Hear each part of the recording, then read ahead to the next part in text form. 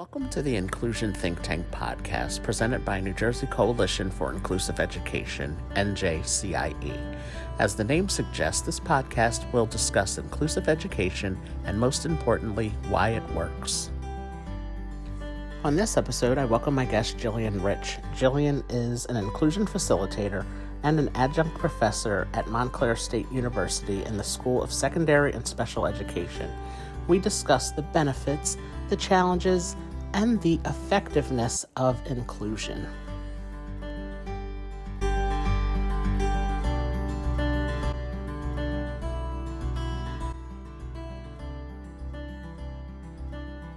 So I would like to welcome everyone back to another episode of the Inclusion Think Tank podcast. This podcast is presented by New Jersey Coalition for Inclusive Education. I'm your host, Arthur Aston, and today I am speaking with Jillian, who is an inclusion facilitator with NJCIE. So Jillian, thank you for joining us on the show today. We're happy to have you. Thank you so much for having me.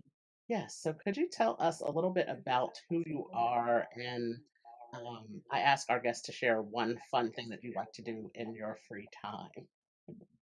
Okay, sure. So, my name is Jillian Rich. I am an inclusion facilitator as well as an adjunct professor at Montclair State University in the School of Secondary and Special Education.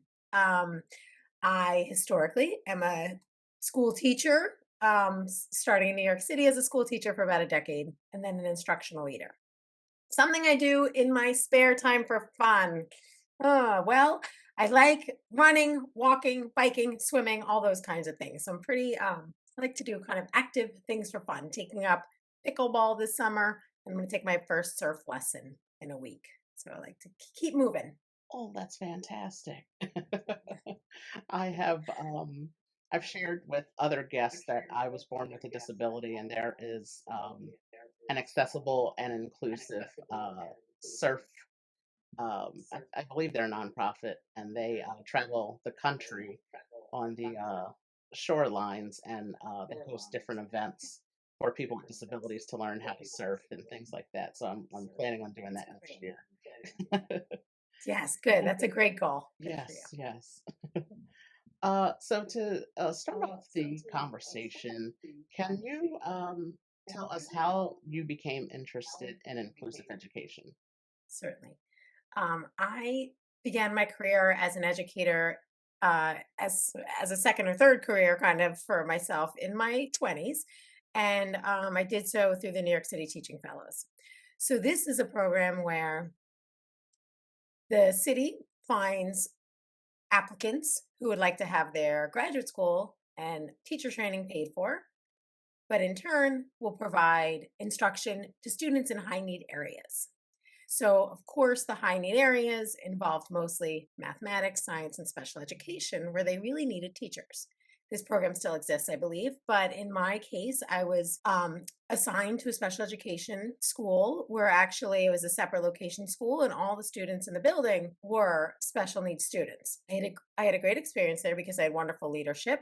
I learned a lot, but I did see that there was this need for inclusion because these students in this segregated environment we're showing kind of what the research tells us about maybe perpetuating certain behaviors or not having models that might be available in an inclusive environment. So, after a long stretch there and learning and reading, I really came to understand how important inclusive education could be for so many students. And with my work with Montclair State University, I've been able to really gain new information and insights from not only research and so on, but being in schools and being part of inclusive classrooms I've seen such success in. Yeah, I think that has been a very common thing among other guests where they say they've had the experience of being in the classroom to see inclusive education settings and to see them at work. And that has really, opened their eyes to the possibilities of how it can work and what it's capable of doing and all of the positive things that come out of it. So that's really great how it is a common theme among the guests that I've had recently on the podcast.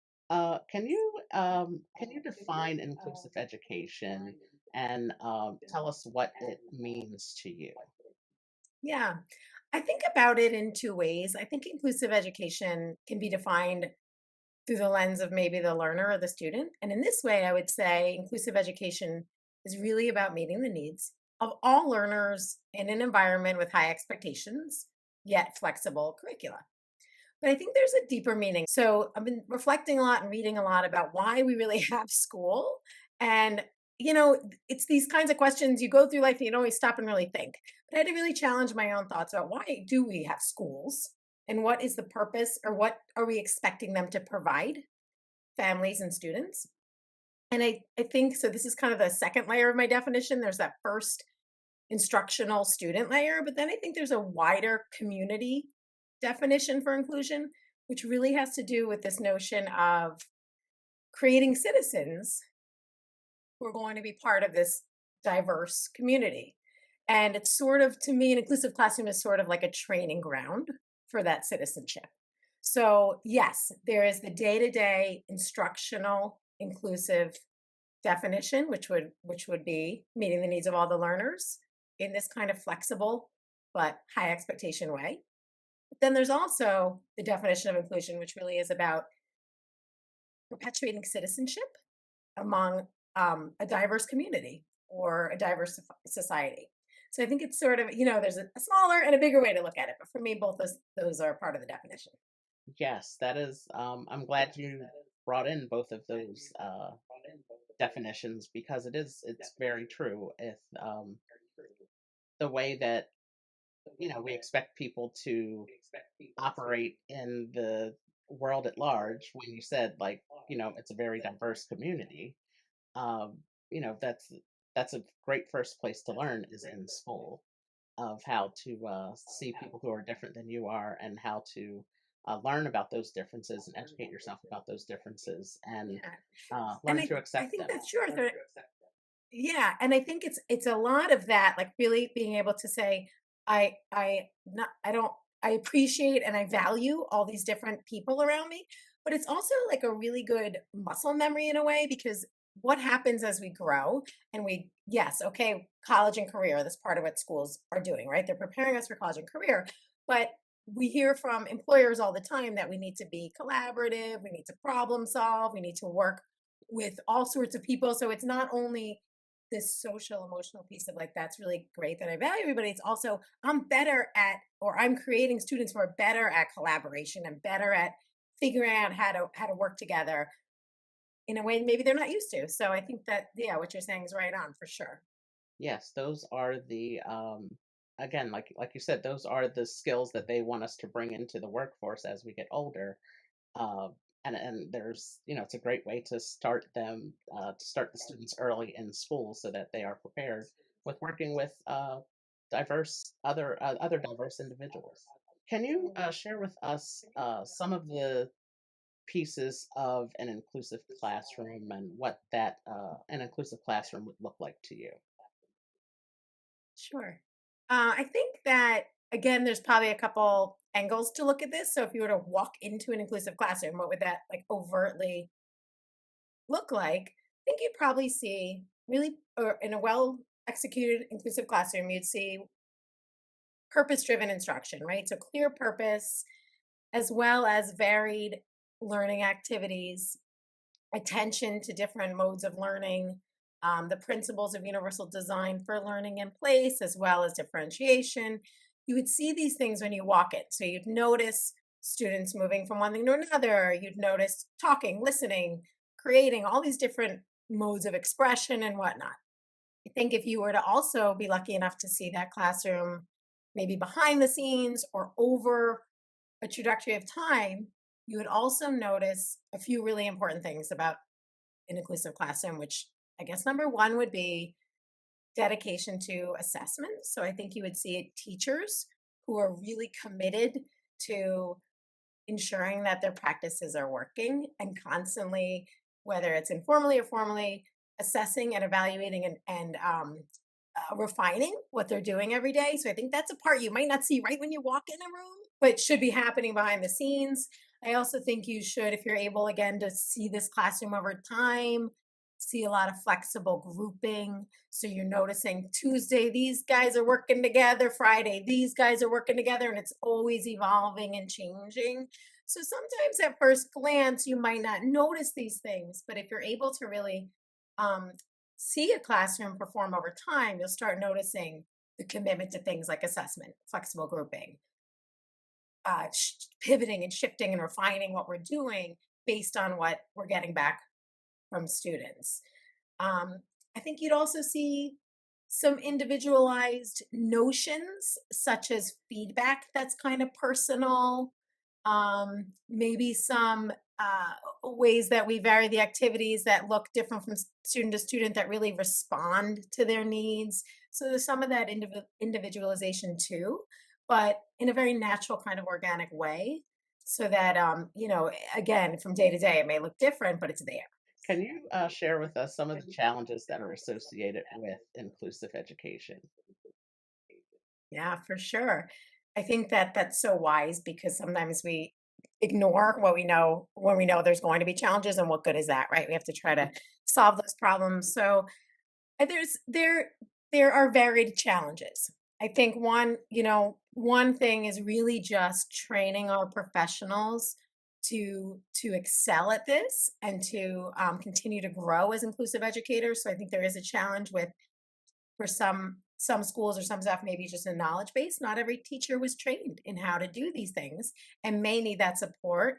I think there's perhaps this when you ask a teacher. I've worked with teachers many years as a coach, as a facilitator, and so on. Time is always an issue, right? Teachers have an enormous amount of work. They are so important, and they are so inundated because they care so much and they want to do well, so they feel like they don't have enough time, and time is always precious for them. So I think there is, um, as part of a cultural response in a school, an issue with enough time to plan, to prepare, to reflect on assessments, and so on. I also believe that there is, with in regards to time, a challenge in, like I said, this cultural shift, working smarter, not harder. So I think we tend to, as educators, want so badly to affect change, and we're working so hard to do that. But perhaps there's a new way to look at something we're doing and maybe allow us to work in a way that's more effective without being overworked or not having enough time. So there are probably some things we can do to help our teachers do that better. Um, in that same vein, there's a couple other cultural things that I think are challenges. I think there's a rigidity to the way we do things as humans, right? So we tend to do things. I think there is some research, some psychology behind this. Like when we are asked to change or to amend something we're doing, we resist that because maybe we're afraid we're going to lose something of value. We're not sure it's going to work, whatever the case might be. So I think there's like a little bit of work to be done there in terms of the culture in a school to kind of really embrace that sort of change or new learning. As well, if we're talking about inclusive education, another thing that might happen in schools, which we do see as facilitators a lot, is that the idea of inclusion often relies on staff working together and faculty coming together and teachers either being co-teaching or teachers or collaborating. And sometimes developing those partnerships is not honored enough. So I think about baseball, and when you have spring training, who are the first people that go to spring training? Pitchers and catchers, right? So I don't know if we really know why, but I think that they do that because maybe somebody knows. I don't know. I like baseball. I don't know a ton about baseball, but perhaps they do that because these two people or these groups of people have to be um, collaborative and have to have a strong basis in relationship in order to work together. So they physically start before the rest of the team starts because it's so important that they're a partnership. So I think that's another challenge. We don't always honor that enough in our inclusive environments, and that's a challenge I think we could overcome. Trying to really treat those relationships with the care they need. I love the baseball analogy. That was good. That was really great. Sports. And it is, it's something like you said, it's like, why do they do that? Like we all know it. It I happens. know there probably is a reason. But then it is, I think it is exactly what you said, because they do have to, the pitcher and the pitcher have to really get each other and understand each other and what the signals are and all of that, to make a successful team, to start as the basis of that team to make sure the other team doesn't get hits and stuff. So, Yeah, yeah, yeah. so that was a really That's good true. And you say analogy. the signals, that analogy can kind of go on, right? Like Hmm. they know the signals, they kind of know each other. It is very much like that same kind of partnership of perhaps what might be a co-teaching or a collaborative Yeah, partnership. absolutely. Yeah, so it was a great analogy. So on the flip side of that, can you share with us some of the benefits that you have seen with inclusive education? Yeah. Yeah, I think this relates, to answer this kind of relates back to the earlier definition that I think about, and that again, this kind of global or universal benefit is that we are creating citizens of a community with all different people. And that of course is the far reaching, really important benefit. But we know from research that there's also just academic benefits. Widely, students with IEPs perform better in inclusive classrooms than not. And we know that there are some examples of that as well with students who do not have IEPs, still showing academic gains within an inclusive classroom. So I think that there's a little more room for research in that area, and it'd be great to keep learning more about how students who are in an inclusive environment as a general education student are growing. I think that's really. I would love to keep reading more about that and learning more about that. I think we have a way to go to learn more about that, and in particular because sometimes those people shift, right? So while the student with an IEP may remain in an inclusive classroom over years, that's not always true for the student without. So perhaps learning more. I think there's we have room to learn about that. But from what we see so far, we know that those students perform well academically in an inclusive classroom. So again, on the day to day and the immediate output, there are benefits academically. And then why do we have this benefit of creating the kind of world we want to live in? Yeah, that it's I always love those two questions of the challenges and the benefits, to see what everybody's answers are, and I just love them because um, there are challenges, like I said, with just about everything we do, and but there are ways to get around them, and the benefits, the positives always outweigh the negatives and the Mhm. challenges. So it's really great to hear those Yeah, two. they're so big, right? The benefits are so large, and the Yes. challenges are like little things we're going to check and fix. But the benefits of these big, heavy duty things, and I think even selfishly, as an educator, I think there's a lot of benefit to the teacher, him or herself, because when you're in an environment where you are really tasked with teaching to a wide group of learners, you become such a better teacher. So I think there's a lot of benefit to the educator themselves because they're going to just grow and progress as an educator. Whereas if they were in a very homogeneous environment, there's not that kind of growth always. So I think we also really get benefit beyond beyond the students and their learning. I think we grow a lot too. Yeah, and I like what you said originally with when I asked about the challenges, that we know that the challenges are there, but we have to acknowledge them. We have to say what they are, and that's how we are able to fix them and get through them and work through them, by identifying what they are. So that's a really important key piece there. So to conclude this conversation, I have just one more question, and that is, what is one thing that you feel can be done in every school to improve inclusive education? There's so many like quick moves I think we can make to make small movements in inclusive education, and I do talk about those a lot when I work with schools, and there's a place for that. But if I when I reflect on maybe somewhere where there's I can generalize where there's a lot of room for improvement, I might actually zero in on teacher evaluations as a place where we could really help grow inclusive practice. So I think okay, if we know that organizations that operate as collaborative problem solving places do better. We know that schools that do better. So, for instance, schools that say we have an issue with reading in our school, our reading scores are really low, and they work with every educator to make them teachers of reading, they do better. So the drama teacher, the music, everybody's a teacher of reading, and they really grow that practice because they're solving that problem of we have to help our readings first. Same idea here. If we have a school that says we're a collaborative problem solving school, our problem right now is that our education is not inclusive enough or our practice needs to grow, then that should be the focus. And through teacher evaluations, grow that practice. So when you look at a lot of teacher evaluations, there's some language about differentiation, maybe about uh, are all learners kind of like are you mixing learning activities and varying things in that way? But I don't know that there's that many examples of schools that do a really good job using the teacher evaluation as a place to really discuss inclusive education. So I'm not talking about a teacher evaluation that's punitive or meant to even reward, but more as an end goal or a purpose. Just like when we do with our students, we set an objective, it should be clear, they should know it, they should say it, they should restate it. Same with the teachers. What is my objective as a teacher in this school? Here are some things on the evaluation, and these are our talking points. We're going to focus a lot on inclusive practice.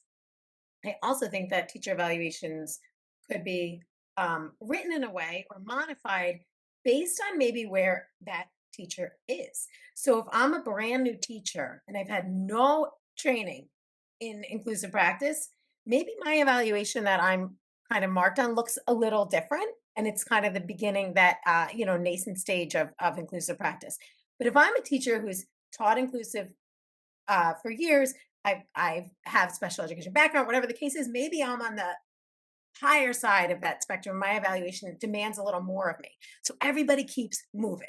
So I think that's just like a place in my mind. I think schools could do better. There could be a better feeling around evaluations that they're really about conversation and growth. And they can focus more on inclusive practices than maybe many of them do at the moment. So that would be my Right. one thing, but I have more. Thank you for your time today and for your knowledge and the pieces of education that you've provided for this conversation uh, and part of us doing our part in raising awareness about inclusive education.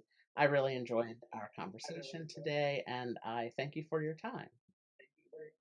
Thank you so much. It was so nice talking with you. Yeah, so it was nice talking with you as well, Thank you for and listening to have a this good day. episode of the Inclusion Think Tank podcast. This podcast is brought to you by New Jersey Coalition for Inclusive Education. Don't forget to subscribe to the podcast on YouTube or Spotify and to follow us on social media at NJCIE. Until next time.